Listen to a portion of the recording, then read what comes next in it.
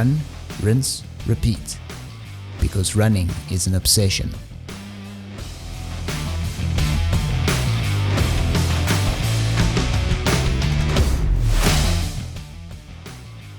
It's race week. Can you believe it? We're already here. So what should we be doing this last week? Well, pretty much as little as possible. This week, we need to make sure that we shed all the fatigue that we've built up over the many months of training. So that means less mileage, very little speed work, no strength training. So freshen up, put your feet up, all the work is done, you're here.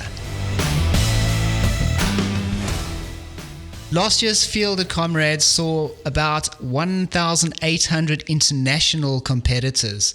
This year, we're not quite sure, but we do have a guest in studio with us today. Gert from Holland. He will be running his 4th Comrades marathon. First of all, you've got one of the most amazing jobs in the world. What do you do? Yeah, thank you, David. I'm here already in South Africa, in Johannesburg, with my 2 coaches who are helping me to run Comrades again. And I'm very lucky to frequently travel to your beautiful country because I'm a pilot. And luckily for me, Johannesburg is on my schedule. So sometimes I even get to join you here for a run, which is always a bit tough because I live at sea level and Johannesburg is at over 5,000 feet. So what is it, 1,600 meters, 700 meters? But I always enjoy coming here and joining you, or sometimes going to Zoo Lake and joining the group of Hendrik Ramallah. So either flying in the sky or flying on the road, it seems. Gert, you recently did London Marathon and Boston Marathon. Tell us a little bit about those 2 races. How was the experience there, and what was your finishing times? Okay, yeah. So I try to run Boston every year because I have some friends there. So this year I did my 6th Boston, and but the main goal this year is running Comrades. But Boston and Comrades seemed like an ideal preparation. So when I signed up for Boston, I really had no idea that I could also run London because registration had already closed. But my daughter is doing a year at school in London. And then somehow I got to know somebody who said, if you want to run London, I can still sign you up. So that's what I did. But I did realize that it was only 6 days apart. My initial goal was just to race Boston and sort of jog London. But I finished. Well, it worked out much better than expected, actually. Like I said, I raced Boston, finished in 2:55, which I was very happy about. And when I got to London, I felt very good. And I just started the race, not really expectations, but still, as the race went along, it kept going well, and I didn't have any real issues. So I finished London, even though it was quite warm, also sub 3. I think it was 2:57. So 2 sub 3s within 6 days, which was really a good achievement for me.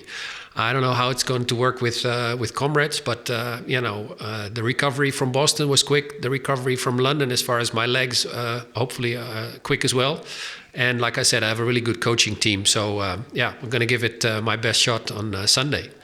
Yeah, I mean, that just proves that your coaching is going pretty well, because if you're recovering like that and feeling fantastic. Gert, I wanted to know, your races overseas, how does the experience compare to the local races like Comrades? Of course, other than the route being much flatter, how do you find the experience? Well, I've never done an ultra overseas. I've only done and I've been very lucky, the majors.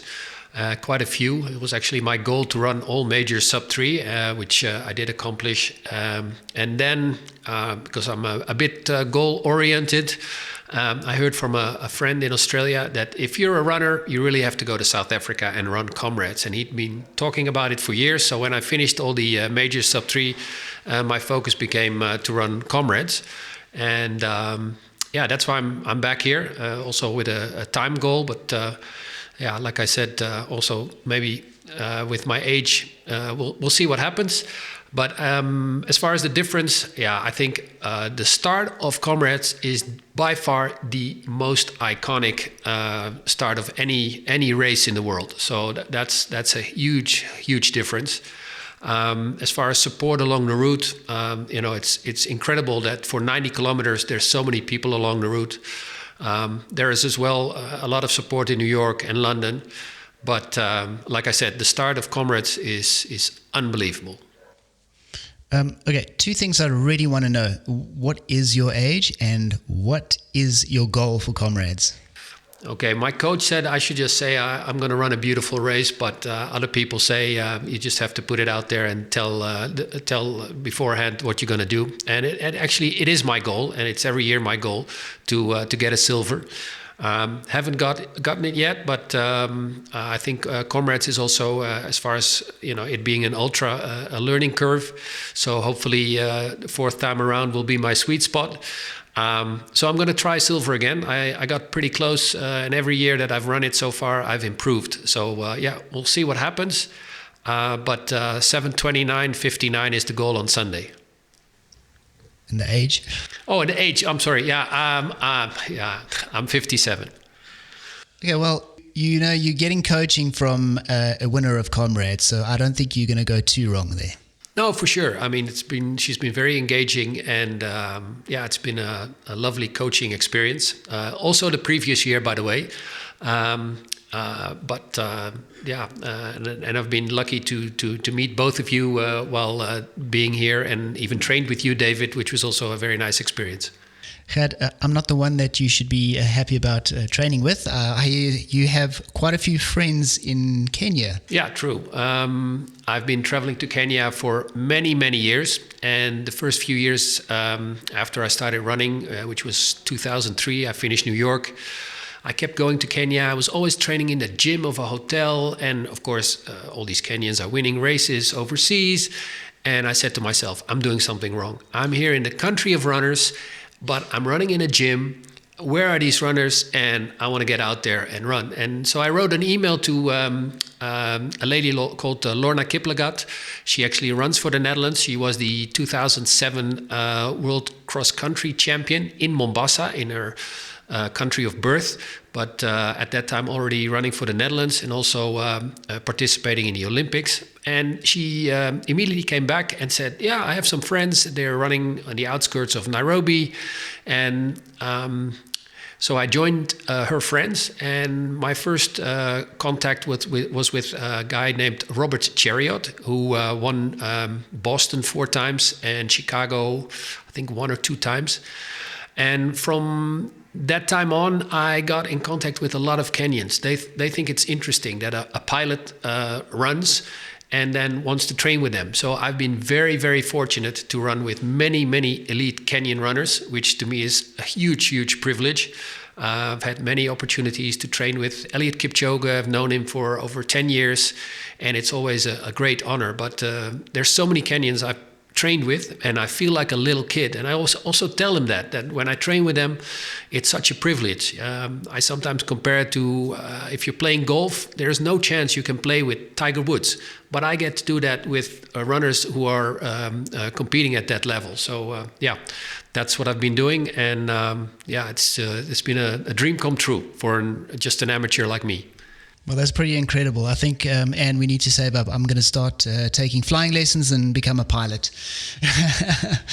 Gert, thanks so much for joining us. It's been great chatting to you. Just for anybody who's interested in Gert's travels, what is your handle on Instagram? Like you said, I'm a pilot and I'm a runner, so it's pretty easy. Is I run, I fly.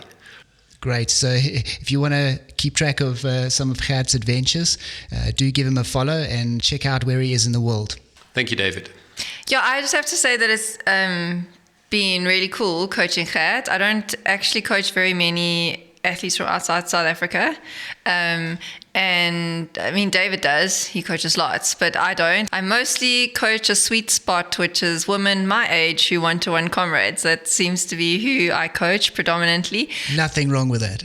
Yeah, I mean, and that's cool, but it's been a lot of fun coaching Gert and juggling his training around his flight schedule. And at least once a week, I get a WhatsApp with a photograph of him with someone famous, and he makes me very jealous and think that my life in South Africa is very boring.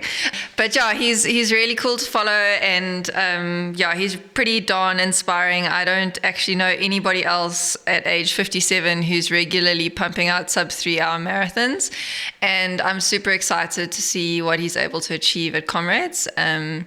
So yeah, unfortunately, it is a long run this year, so it's not the short up that was last year, or the shorter down, which was 87 Ks in 2023. So it is a bit longer because we're going all the way to Moses Mabhida. But I have had several runners around about the 3 hour marathon mark who've been able to very ably achieve a silver medal. So I remain hopeful and really looking forward to seeing how you do on race day. Yeah, thanks, Anne. Cuan, what are you up to on race day? You are commentating and not running this year, I believe. Yeah, I've got major FOMO that I'm not running this year. I keep driving past the finish venue on the way to work and coming back home. So I'm swapping the running shoes for the Supersport commentary mic this year. So I'll be back on air with some of my fellow co-commentators. But yeah, best believe I'm back for the up run next year again. Cuan, what shoes are you going to be wearing while you're in the commentary box? On race day, we will all wear the sponsors' shoes of the event, Mr. Price Sport. So I think it will be. I haven't actually seen the kit yet that we will get to commentate, but I think it will be the Maxed Magneto, if I'm not mistaken, which is the official Comrade shoe. Is that those cool, the blue and orange ones that I've seen? Yeah, it's like blue. There's a bit of yellow on the Comrades one. The ones that are currently in store, I think there is some blue and orange. It's quite a nice shoe. It's very good value for money, and yeah, it's a very comfortable shoe. It's quite plush, hey? Isn't that the one that I sent you a WhatsApp of the other day? Yes, I think it is. It is the same one. Yes, it's ladies. If the ladies want to get that shoe, I think it is so hot. It is so pretty. I mean, I don't know about running in it, but for casual wear, I think it looks amazing. Yeah, even for running, it's not bad. About a month, no, actually 2 months back, there was an activation that Mr. Price Sport did at one of the running groups, and I actually ran in a pair there, and yeah, it was very, very comfortable. And you work for Mr. Price, if I'm correct. I was actually today at the mall in Johannesburg, here in Sandton, or actually it was yesterday, and I went to the Mr. Price store, the sports Mr. Price store. They had nothing on Comrades. So I'm really surprised with such an iconic race that there was nothing in the store. No shirts, no advertising, and since Mr. Price is a main sponsor, I was wondering why. Yeah, so in the past, they used to send some of the kits that you can buy exclusively at the expo. They used to send it to some of the top stores, Sandton being one of them. But this year, the strategy was only to have the gear exclusively available at the Comrades Marathon Expo. So that's why when you go into store now, you haven't seen any of the new product. Maybe that's a good thing. I think that runners were getting a little bit irritated with the Comrade stuff being available to the general public. So maybe that's a different approach. Yeah, I think so. I think more it was just to have exclusivity at the expo and basically surprise or wow the runners once they got to the expo. But when it comes to that whole thing of Comrades runners, you must remember running, it's a commercial sport just like everything else. So I do get a little bit irritated sometimes when people are like, oh, for example, the Comrades runners tee. That I understand. That's the holy grail of t-shirts. You only wear that if you run the Comrades Marathon. But for all the supporters gear, it's like, I can't complain that, oh, you haven't run the Comrades. Why are you wearing that when I'm wearing a Springbok jersey at a Braai? I've never played for the Springboks, but it's the same thing. 100%. Maybe the element of surprise is a good thing this year. Cuan, instead of crossing to you guys in the studio while we're watching Comrades, definitely put your feet up in studio so we can take a look at those shoes. 100%. I'll do my best.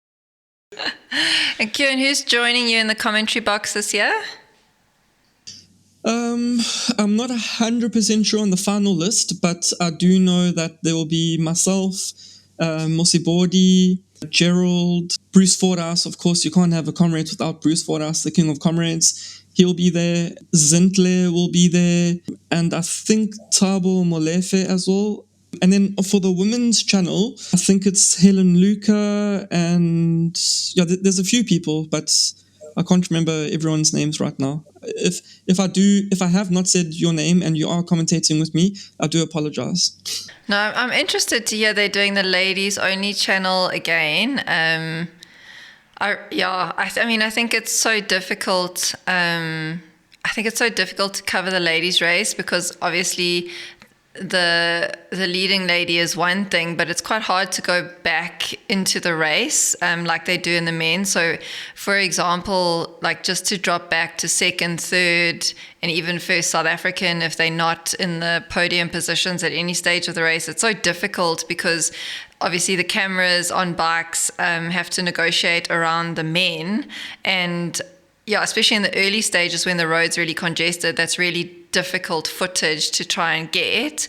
But I mean, I love Gerda, and I think that she's like so inspiring for all women, and she's made such a difference to women's running. And I think that she's definitely spurred on women's running in South Africa in much the same way that Caroline Busman did. But I did feel a little bit like last year, the ladies only channel was a little bit like the Gerda Steyn show. And so I'm really hoping that there's coverage given to other women in the field in case there's a black sheep or black horse or someone who comes from behind. Like, I don't know if you remember, Cuan, but last year, Courtney Olsen was quite far back in the top 10. And then kind of on Polly Shorts, she really made her way to the front of the race to finish in third place. And that was a really incredible performance, but you wouldn't have known that before the top of Polly Shorts. So, I mean, do you have any idea how the women's field is going to be covered this year? Do you have any insight to that? No, so I don't have any insight to that yet, but you do raise very valid points. So I will definitely mention that to everyone. But in terms of, in terms of the ladies' race this year, I kind of feel that it might be a little bit different because we all know Gerda wins Comrades and she breaks records. But with the course being a little bit longer this year, is she going to be going out for a fast time, or is she just going to try and go out for the win? I think in terms of the ladies' field, it's very, very competitive this year. As you mentioned, Courtney Olsen flew through the field last year to finish third. She's coming back this year. But I don't think we can discount Alexandra Morozova, the Russian lady. Since coming second at Comrades last year, and she's a former winner of the down run, she's run a 2:30 marathon. And you mentioned dark horses, there's like 3 Russian women who have run between 2:30 and 2:32 recently for a marathon who are also coming. So I'm hoping that it's actually going to be a competitive women's race up at front. Yeah, I was really interested to see the ladies' elite field. I mean, the elite field this year is massive. Last year, we catered for 140 elite athletes, and I feel like it's closer to 300 this year, which just blows my mind. But in terms of like the real elites, and by that I mean the genuine contenders for a gold medal, I've been so encouraged to see an increase in the international contingent, not because I'm keen for an international runner to win, but because that was exactly the intention behind my decision to increase the prize money last year, was that if we significantly increase the prize money, I thought that it would have a greater chance of attracting international competition, and by facilitating a greater level of competition, we would then encourage more competitive and better performances. And so it has been so encouraging to me today to read that elite list and see how many top-rate international runners are coming, both in the men and the ladies field. So as you've mentioned, there are 4 Russian contenders who are really right up there in terms of their marathon times. We've got a whole lot of athletes coming through from the US. There's a couple of athletes coming through from the UK, some of whom have really good ultra credentials. And I've just been so chuffed to see, like, oh shucks, it worked. We increased the prize money, and now there is more interest from international runners. And yeah, I saw those 3 Russian women coming through, but I mean, I think there's some really top contenders coming through from the US, including Courtney Olsen. I don't know. I'm sure you know Cuan because you know everything, but she actually set a US 50K record earlier this year, which shows that she's in really phenomenal shape. She's super hungry to do well at Comrades, and she's really, really good friends with both Carla Molinaro and Devin Yanko, which means that she's able to kind of problem solve on a collective basis and get insight from the race from her friends, which I think is a huge advantage. I'm super excited to see how she does. So Courtney Olsen for me is a firm favorite. Alexandra, she's experienced. She's got a lot of Comrades down run experience. In particular, she was the only one to kind of come anywhere close to Gert on the up run last year. But I think that, I think that Alexandra probably is used to running her own race in the same way that Gert is used to running her own race. And what I'm hoping will happen this year is that the race becomes a lot more about strategy. And so I'd be interested to hear your thoughts on that. Like, do you think it will be a strategic race? And who, other than Alexandra, Courtney, and Gert, do you think are the contenders in the women's race?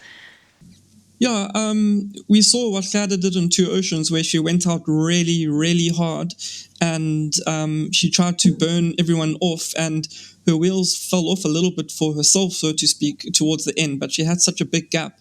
So I'm hoping that she does the opposite and it becomes quite a tactical race. She obviously knows how to run Comrades, she knows how to race it. She will always go into a race with a specific time in mind. I don't think that for this year's event she would be looking at a record because it is quite further. So I think, hopefully the time that she has in mind that she feels that she can run, that there are some other ladies who also can feel that. Besides the names you've already mentioned, who I think are definitely going to be up there. Yvette van Zyl, she's one of my favorites. Running her first Comrades, her godmother, Frances van Black, won the race back in 1992, so there's a family connection there.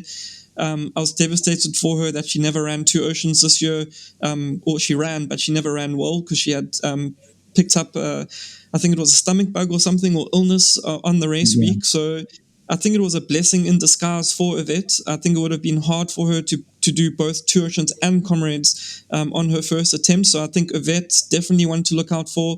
And then, although she hasn't been there up front, the last 2 years she's gotten gold in Comrades, and I'm excited to see what the local girl Janet Mbele can do. We don't have many black South African female runners up front, so I think definitely the whole of KZN will be rooting for Janet on race day, and it wouldn't surprise me if she has another blinder run, and although she may not win it right now, she can certainly finish a lot higher on race day.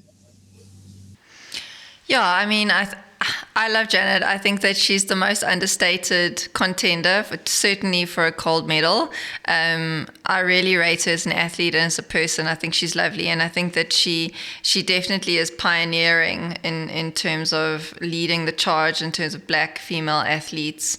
Whether it's for KZN or any other province, I think she's a real ambassador for the sport, and I'm stoked to see that she's back. I was a bit worried in the beginning of the year. I heard that she had some injuries, but I'm glad that she's back. And yeah, I echo your sentiments. Yvette van Zyl is my absolute favorite. I have a real soft spot for her. I have the privilege of seconding her this year, which I'm super excited about.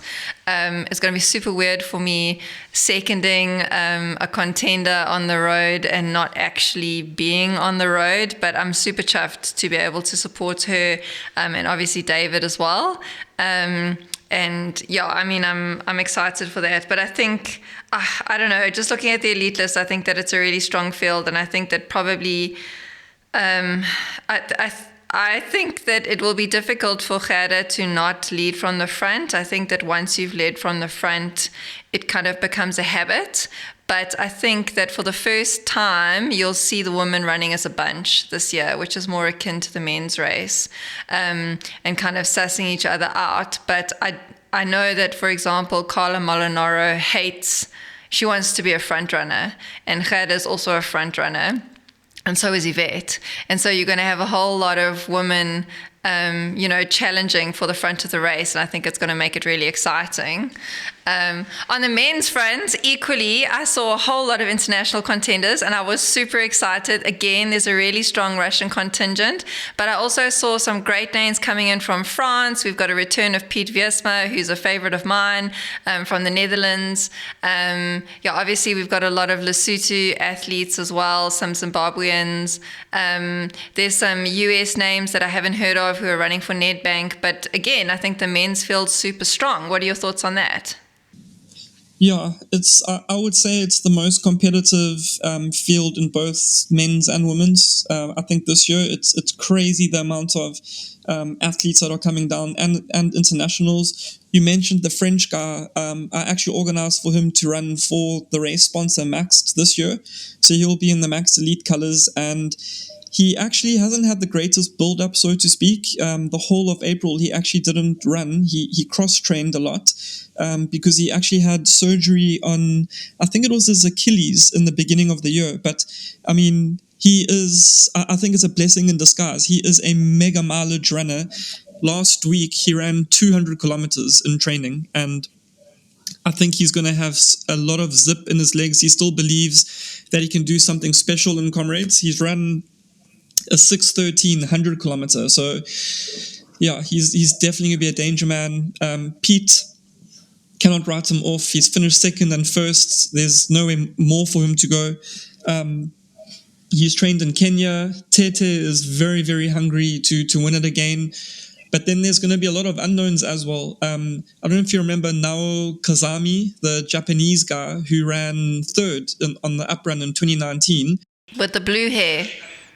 No, that was Joe Fukuda in 2023 Comrades. Yeah. So now Kazami ran Comrades in 2019 when it finished at Scottsville just before COVID. And he finished on the podium there. He finished third. And his qualifying time for this year's race was 2:17 marathon. So he's still in great, great form. It's going to be very interesting to see what he can do.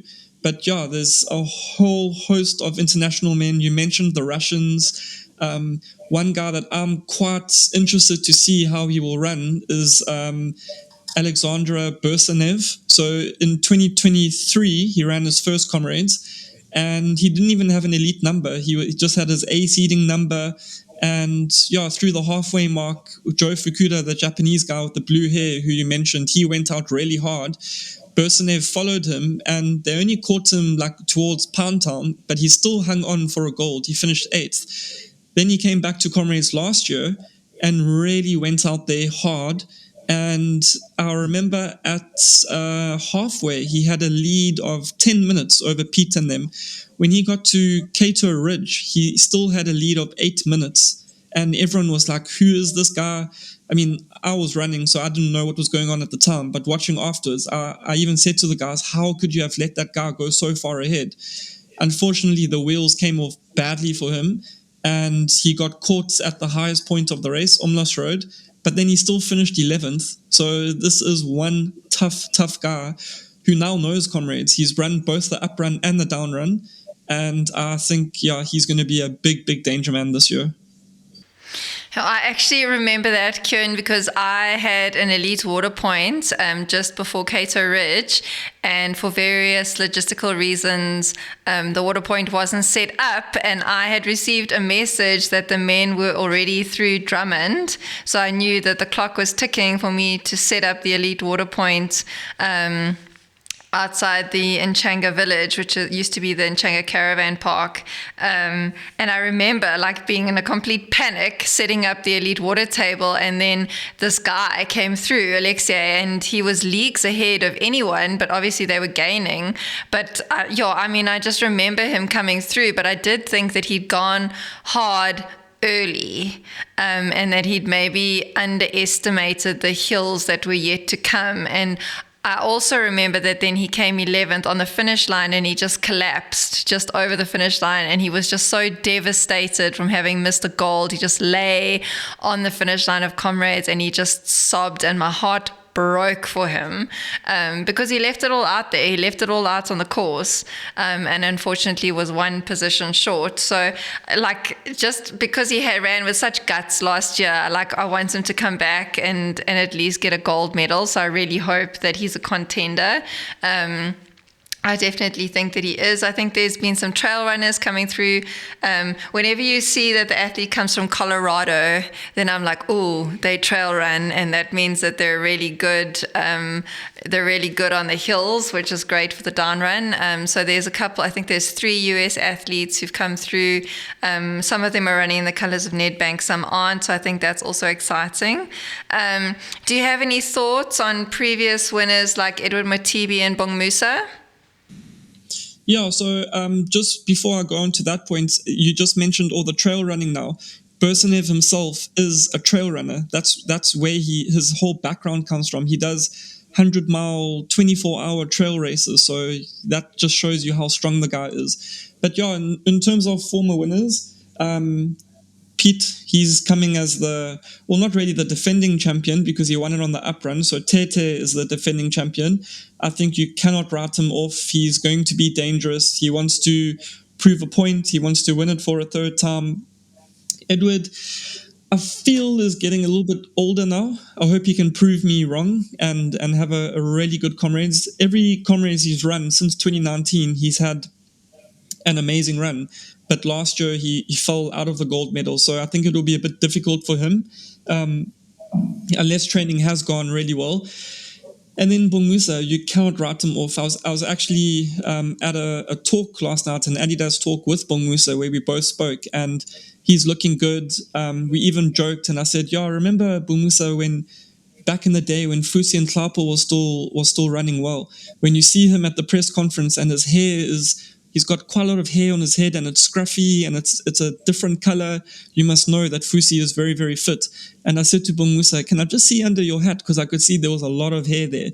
And he laughed and he didn't want to take the cap off. So I knew, okay, no, Bongmusa is in good shape. You can actually see like the bones in his cheek that are like protruding out. You can see that this guy has really worked hard. He did tell me that he went to Lesotho for 2 months. The last time he actually saw his family was over Easter weekend. That's how long ago he's seen his family. He's committed to this year's race. 2023 down run, he ran 5:30, but that day was just a freak race where 5:30 wasn't good enough for a gold medal.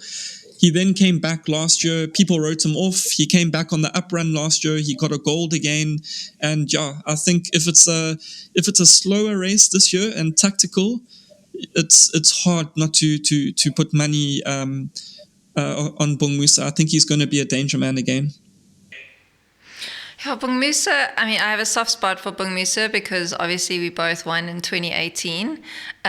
But you know, Bongmusa, he's from there. I feel like he's a child of Comrades because he grew up in Bulwer, which is not far from Pietermaritzburg. His sole focus every year is training for Comrades. It's like that is his goal race. He doesn't flirt with anything else. He doesn't go and run other races. Everything is part of his training for Comrades, which I really respect.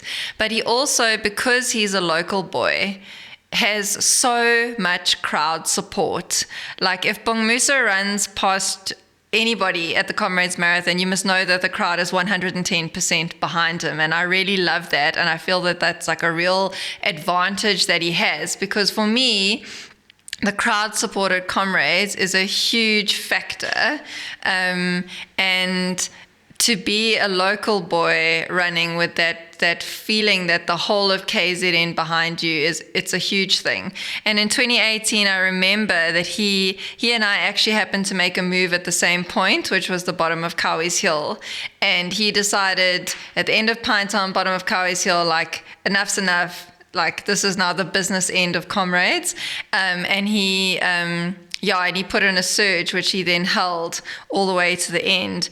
And I think that was very tactical for him, because obviously going down going down Fields Hill and through Pinetown, there was still a bit of a men's group, and the lead had changed several times between Hillcrest and Kloof and going down Fields Hill.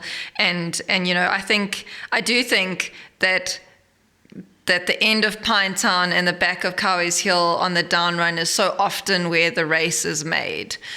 For me in 2018 in the ladies race, it was unusual, but that's where it was made. And in the men's race, I think is often there. Do you have a view as to like the men's strategy for this year? Yeah, so I personally feel that it will be a bit more tactical. I don't think anyone is thinking of a record. I think if anyone does think of a record, they are coming into the race completely with the wrong strategy.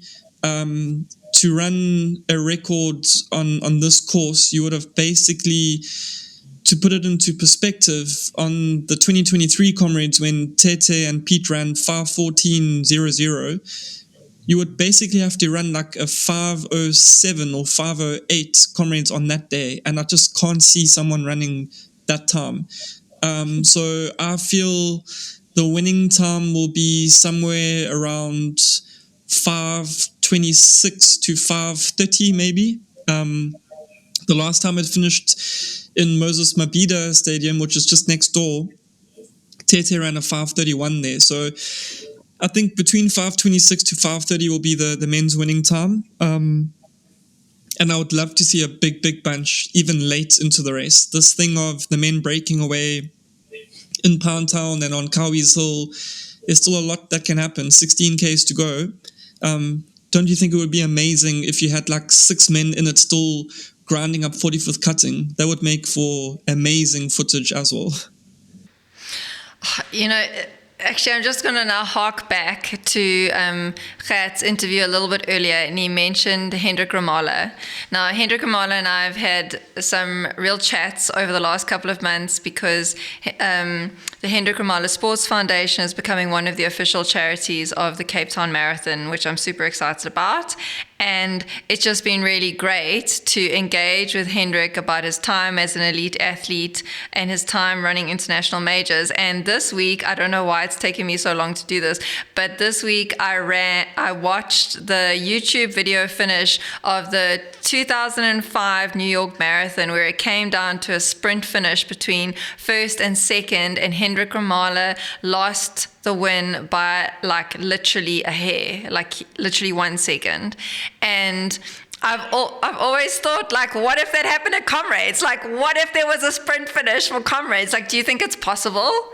It has in the past. I think so. I mean, it's happened once before with Mani Kun in like the 60s, where he got Tommy Malone on the line. Yeah, and that was a famous photo where he literally put him on the line. And then it kind of nearly happened in 2023 when Pete was just 2 seconds behind Tete on the finish. But yeah, I wouldn't want to wish being an elite runner and having to do a sprint finish at the end of a Comrades marathon. But I would love to see that. It would look so epic.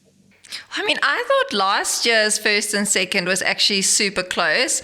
I mean, Pete won, but it was like 150, maybe 200 meters before Dan in second place, and Dan like cruised around there looking like he was jogging. So I thought that last year was pretty close actually, but I have to tell you, in 2018, I got really bad information and I heard that Gerda was making a move, and I thought like the whole way from Kingsmead, actually from Tollgate, but I thought the whole way from Kingsmead that I literally had Gerda breathing down my neck and that it was going to come to a Tommy Malone, Mani Kun type sprint on the grass, and it was like literally my worst nightmare because I am so rubbish at speed. But I mean, I just think that like it just makes the race that kind of level of competition, and this is exactly what I wanted when I increased the prize money last year, was to try and make it so much more competitive. So I really hope we're in for an exciting race. Like, it's so boring to watch the same person lead from start to finish. So yeah, I mean, no matter what happens, I really hope that it's just exciting this year. I'm jealous. I wish that I was in the commentary box. Yeah, it's good. It's going to be a good race for sure. But I just want to, you know me, I'm a statistical nerd when it comes to running, and I remember stats and figures. You said, Anne, that the crowd were giving you the wrong information, and you did not have any speed, and you had to run a lot faster. Just for the viewers that are listening at home, or if you're in the office, or even if you're on a run and you're listening to us through your earphones, that's probably the reason why from the 2018 Comrades Marathon, if you took the splits from Cowies Hill through to the finish, it's 16 kilometers. Out of the whole entire field on that day, Musa Mtembu, who won the men's race, was the fastest runner from Cowies Hill through to the finish. The second fastest runner of the whole entire day from Cowies Hill through to the finish was Anne Ashworth. So I beg to differ on your speed there, Anne. That's I will never ever forget. Okay, Cuan, you embarrassed me, but thank you. But it's because I had bad information. But actually, I had a meeting today with Discovery Vitality to discuss odds and bobs, and I had to say to them that 2018 was just one of those days where you can't even believe that it's happening, even when it is happening. And it was just a day that changed my whole life and the whole trajectory of my life. Like, I wouldn't be where I am now if I hadn't won in 2018. But what I also rather arrogantly say often is I don't think Gerda would be the athlete that she is if I hadn't beaten her in 2018. I feel like maybe she pushed herself to new limits. She got hungry. Yeah, maybe that's it. But this is what comes down to the critical importance of competition, is that you've got to have a threat in order to push yourself into those dark places. And so that's why I just love competitive races, because I think that the athletes get the best out of themselves on the day. I think Anne is absolutely right about staying competitive and staying hungry. I remember Eliud Kipchoge chasing the world record, and Cuan, you know everything about that. But you remember the time when Kimetto had the time 2:02:57, and Eliud kept trying, and he was in Berlin, and I think he had a bad weather day, and then he had a problem with the insoles coming off, and then and actually that's to benefit him, and that benefited him. Then the whole revolution of the shoes came, so it kept him hungry.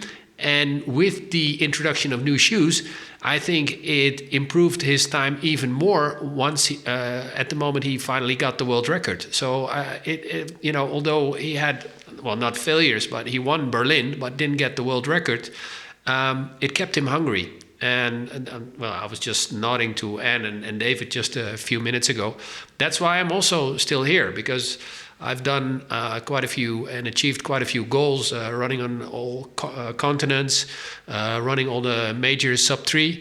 And I'm goal-oriented. So now my goal became running silver in Comrades. And whether I make it or not, remains to be seen, but I love the goal, and I love to put everything out there and in there to see if I can achieve that. So Gert, then I guess you have something to look forward to and something that keeps your heart burning. So good luck for Sunday, and really I do hope you achieve that silver this year. Guys, it's been such a great show. It's been great having you here, Gert. Cuan, thanks for joining us, and we really look forward to the commentary on race day. And to Anne, who's going to be on the side of the road, seconding and helping Yvette and myself. Thank you in advance.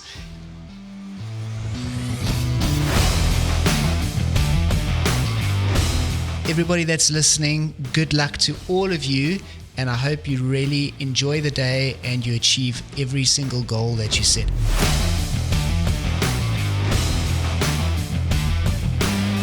For help with your training, visit a-teamcoaching.com.